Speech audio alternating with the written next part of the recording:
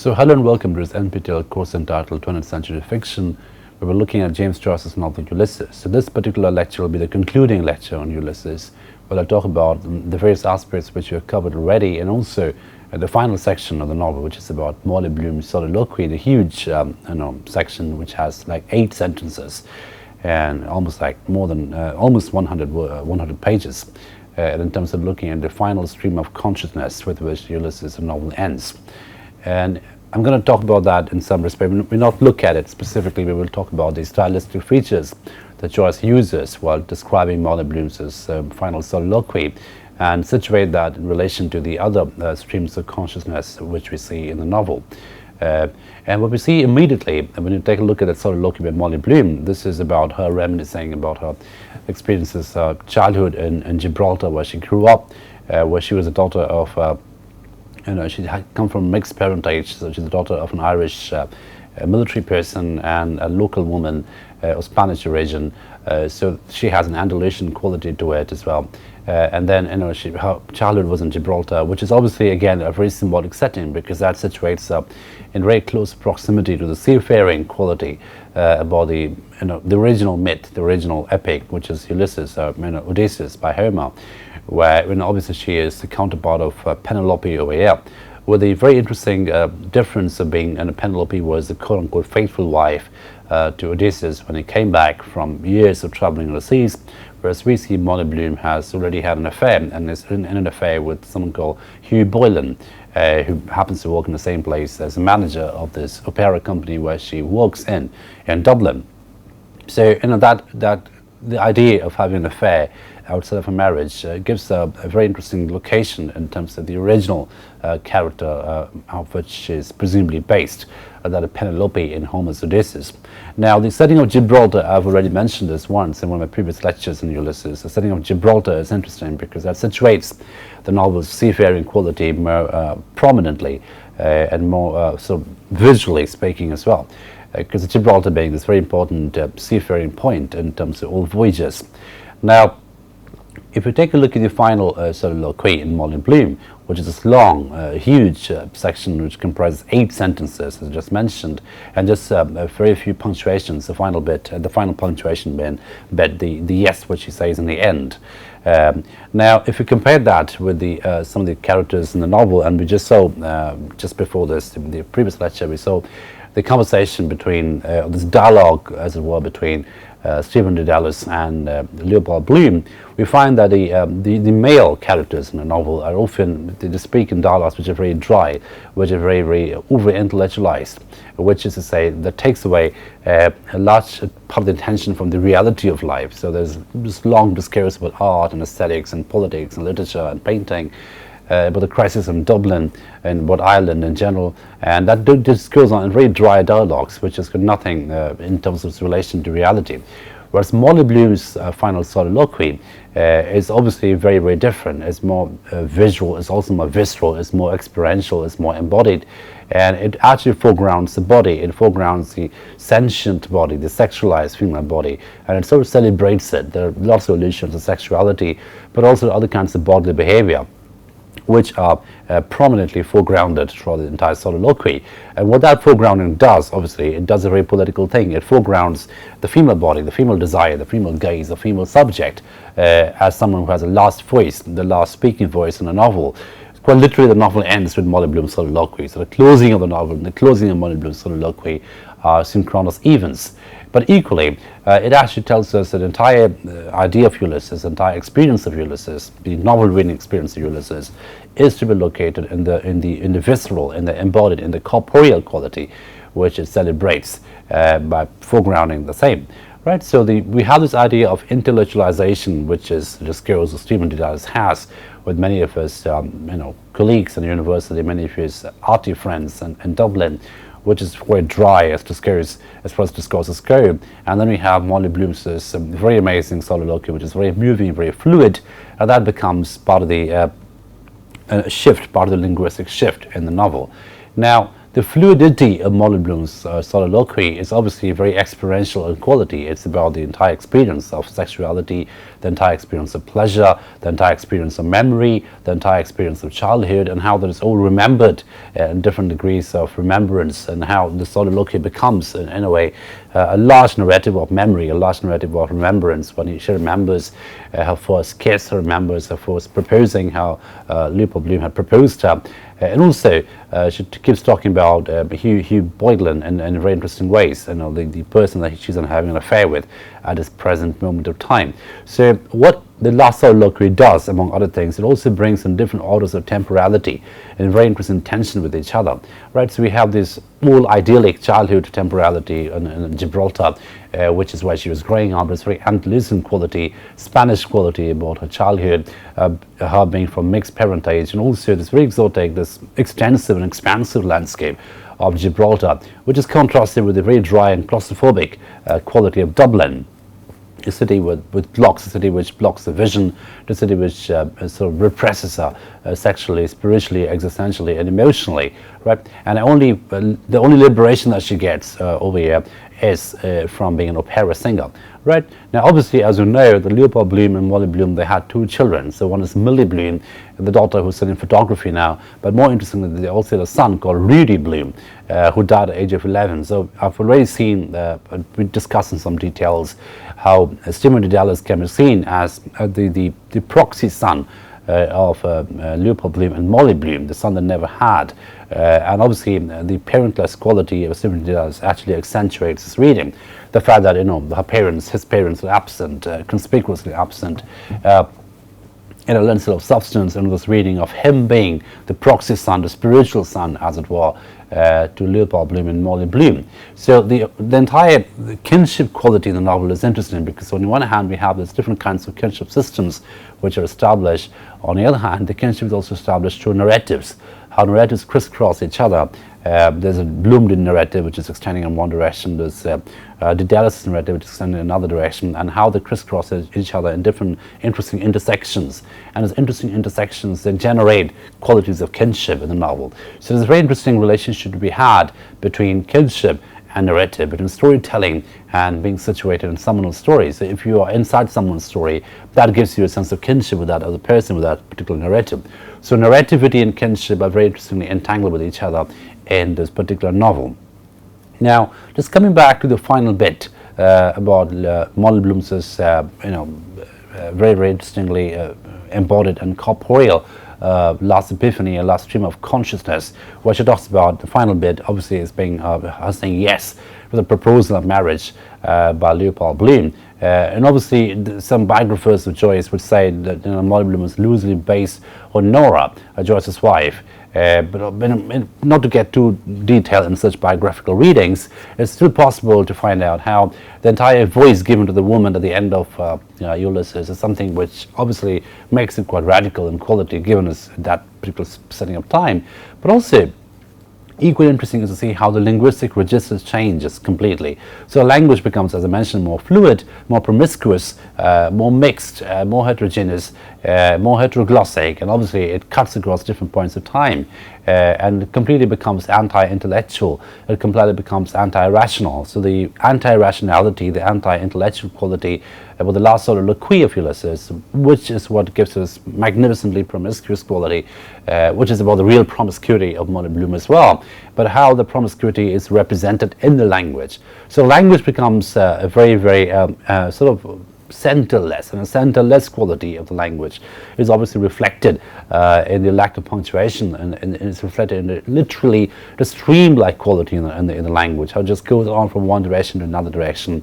It has a series of digressions, it builds on the earlier anecdotes, and it keeps offering more and more anecdotes while also cutting back in the present, while going back and transporting itself to different points of time in the past, and also looking forward in the future. Right, so there's multiple temporalities about the last bit in Ulysses is interesting, is what gives the novel. It brings the novel into a very fitting conclusion, which is not really a conclusion at all.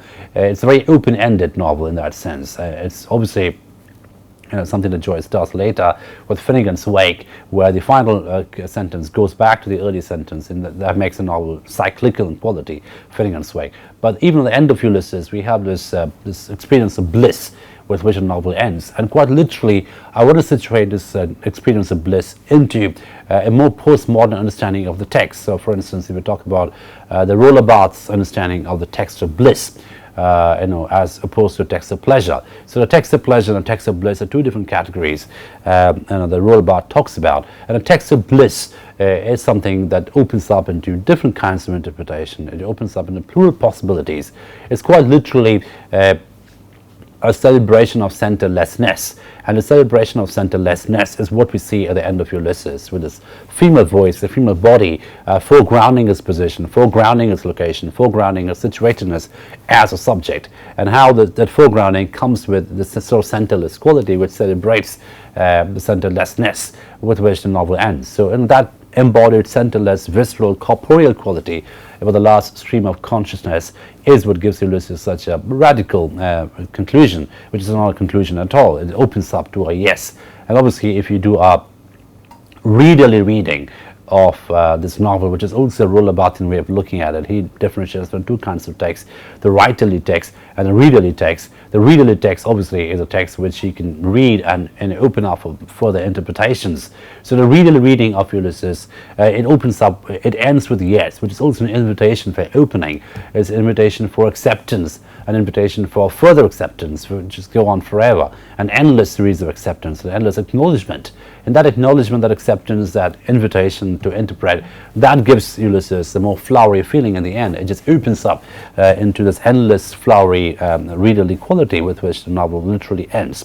So I just want to connect this last bit about Ulysses, how this fluid, readerly, blissful quality of the end, which cuts back and across time, which foregrounds bodily functions, some disgusting bodily functions, some erotic bodily functions, some pleasurable bodily functions, and how the body literally becomes a speaking, the voice at the end of the novel, how the body foregrounds its voice, and the bodily functions and the sounds of the bodily functions, those become the voices at the end of Ulysses. So that gives it a very heteroglossic, a very polyphonic quality. And by polyphonic and heteroglossic, I mean the many voices in the end of Ulysses, which just keeps proliferating different kinds of voices to the body, from the body, and about the body. So the body becomes very much foregrounded. It becomes a center stage. The corporeality of the character becomes a center stage at the end of the novel, which produces different sounds, which produces different kind of images, which produces different kinds of experiences.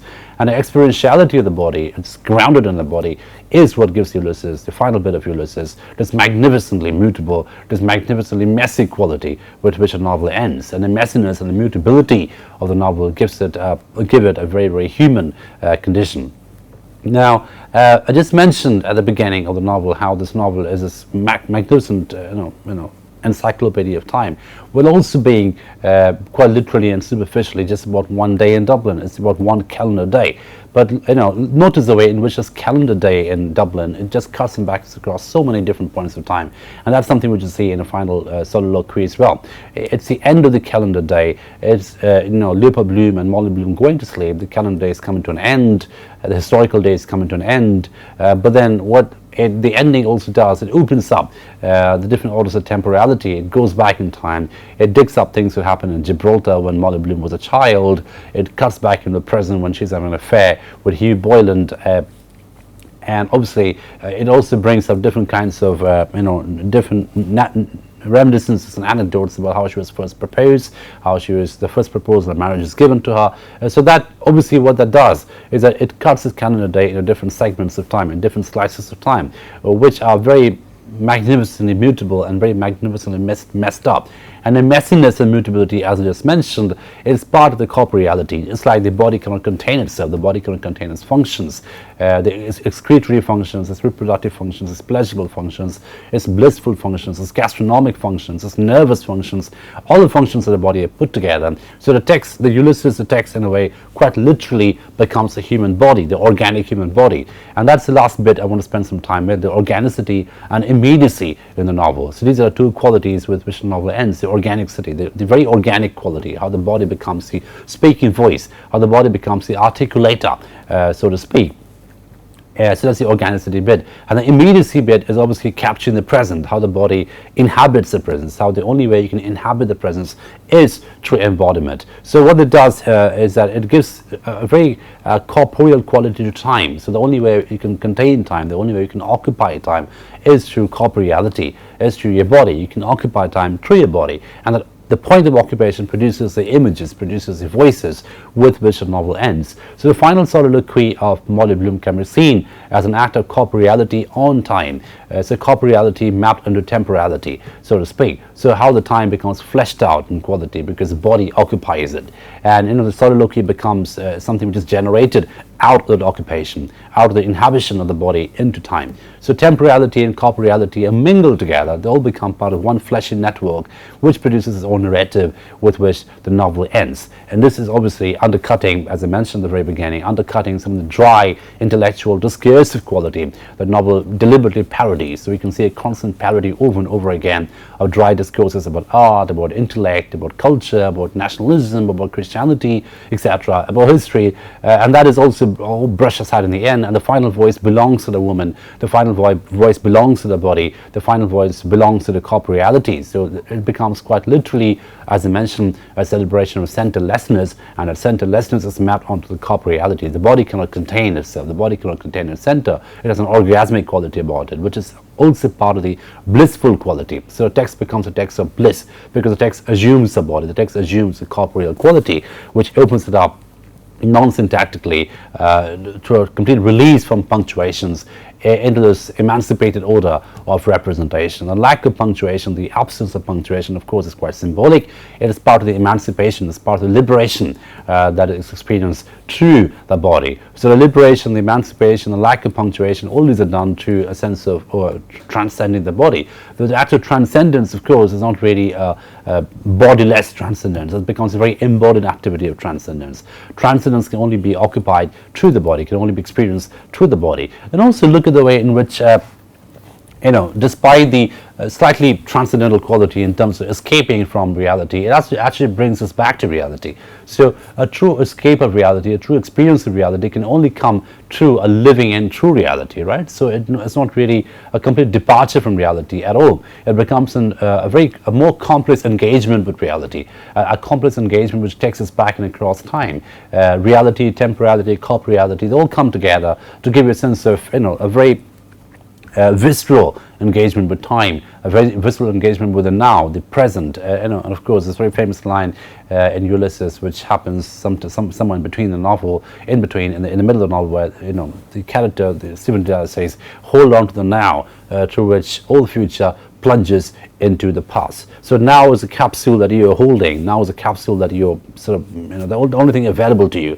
so to speak, as a human subject, as a sentient subject. And a sentient sort of subject is dependent on how you hold the now, to which all future plunges into the past. So this plunging of future into the past becomes interesting, and the body becomes a vehicle through which the flow of time takes place. So quite literally at the end of Ulysses, we find Molly Bloom's body becomes a vehicle of temporality, which is also to say it becomes a vehicle of corporeality. The body becomes, obviously, is hyper-corporealized in quality, and the hyper-corporeal quality obviously gives it a sense of transcendence through the body. So it talks about memory, it talks about remembering, it digs up things from the past, and that bringing in all the memories from the past, from Gibraltar, different kinds of political locations, different geopolitical locations, all comes in together to create this messy, magnificent mutability with which the text assumes the status of a text of bliss, with which a novel ends. So that makes Ulysses obviously not just a modernist work of literature, but also quite postmodernist in terms of its aspiration towards centerlessness, right? And that aspiration towards centerlessness, the desire for centerlessness, is a desire that can only occupy, that can only happen through the body. So the foregrounding of the body, the foregrounding of corporeality, is part of the aspiration towards centerlessness with which a novel ends. And the language, the linguistic register, the linguistic landscape in Ulysses quite quickly becomes centerless in quality at the end, where he moves away from the tyranny of syntax, the tyranny of rationality, the tyranny of reason, and instead it aspires for the bliss, it aspires for the experience of bliss, right? And experience of bliss is which is quite literally mentioned at the end, where Molly Bloom pulls Leopold Bloom through this reverie in her body, and then says yes and yes and yes. So again, it's an affirmation of the body, it's an affirmation through the body, and that affirmation also brings in an idea, an experience of liberation, an experience of emancipation, which is part of the centerlessness, which the novel ends up celebrating. So on the one hand, we find Ulysses being a very, very modernist. It's obviously one of the cult modernist texts. It's one of the high modernist texts, and everyone talks about Ulysses as being the modernist novel, the wonder novel which cuts back across time, which is full of epiphanies, which is full of streams of consciousness. But equally, it's a very, very interesting postmodernist text as well, because the way it plays with temporality, the way it plays with syntax, the way it plays with language, and the way it foregrounds the body as part of the narrative technique. That becomes a very, very postmodern thing. So it's a very difficult novel to place in that sense. Stylistically, I consider it to be very, very postmodern quality. It's somewhere this bridge between modernism and postmodernism. And unlike let's say The Wasteland, unlike Mrs. Dalloway, the centerlessness in Ulysses is not really mourned. There's no nostalgia for a more centered existence, which is a very modernist kind of nostalgia. Instead, we have this looking forward towards a centerlessness, which becomes a desirable condition. It becomes a desirable state of being, and the desirability of centerlessness is what gives it, at least sentimentally speaking or affectively speaking, a very postmodernist quality. So my argument, my concluding argument about this novel is, the novel is situated historically, obviously, at the time of high modernism, 1922. That's where one of the big novels, the big works in modernism are being done, the second decade of the 20th century. 1925 is where Mrs. Dalloway has been written. 1922 is also a year in which The Wasteland gets published, and Ulysses comes in the same time as well. So historically, it's a very, very modernist text, but stylistically, it tends to anticipate much of postmodernism in terms of its linguistic technique, in terms of its semantic adventures, and in terms of its semantic centerlessness, so to speak, and how the corporeality it is very much foregrounded within a text. So a text becomes quite literally an embodied quality, an embodied function. So the end of the text and the end of the bodily sensation of Molly Bloom are synchronous in quality, are simultaneous events. So the ending of Ulysses and the ending of Molly Bloom's quasi-orgasmic reverie are synchronous events. And the synchronicity is interesting because that quite literally connects textuality and corporeality, and it maps textuality onto corporeality and corporeality into textuality. So the body becomes the text becomes the body, which obviously becomes a very, very postmodernist way of looking at gender as well. Those of you interested in postmodernism would know that people like Judith Butler, people like Julia Kristeva, Louis Irigaray, Helen Kixu, so all the French novelists, the French feminists later, they talk about textualizing the body, textualizing the gender, and obviously textualizing the gender entails a sense of centerlessness with which Ulysses, the great novel, ends. So I hope you enjoyed reading Ulysses with me, and this is a phenomenal text. Obviously we haven't done justice to it fully because we've done just later sections of it for the purpose of expediency. We could not do it line by line, which is something I would have done in an ideal world, but it required an entire course just on Ulysses. It's one of the greatest achievements in the history of fiction, the history of literature, in my mind, in human history, not just in English language, not just in modernist times, but also across history. I think it's one of the greatest novels, perhaps the greatest novel ever written. It's definitely very, very experimental. It's definitely very, very aspirational. It's a very, very ambitious project, and of course, some of you would know, Joyce fans such as myself, James Joyce has once asked very sarcastically that, what did you do in the First World War? Why didn't you fight in the First World War? To which he replied in a very Joycean way, well, during the First World War, I wrote Ulysses. What did you do? Right? So obviously that becomes a very interesting statement, because on the one hand we have this war collapsing everything we know about culture, civilization, architecture, towns, cities, human relationships. On the other hand, we have this novel as this fantastic recreation of human relationships, a fantastic recreation of the architecture of Dublin, because as I mentioned in one of my earlier lectures in a novel, that it is so realistic in quality as well, because if you take a walk across Dublin, and there are lots of Ulysses walks in Dublin, the time taken to go from point A to point B, which happens in the novel, is exactly the same time it will take you to go from point A to point B if you're actually taking a walk in real Dublin. Is that realistic in quality? Is that precise in quality in terms of realism? And despite that, it's fiercely modernist in quality, it's fiercely experimental in quality, and like I just mentioned, it ends with this invitation and celebration of centerlessness, which makes it one of the first postmodernist works in fiction as well. So we'll stop at this point today. I conclude with Ulysses with this point, with this lecture, and I hope you enjoyed reading it with me. Do read it entirely if you can. It's a phenomenal treat to the human senses, to the human intellect, and to the fiction-loving imagination. So with that, we bring to an end to Ulysses by James Joyce and move forward with new texts in the subsequent lectures. Thank you for your attention.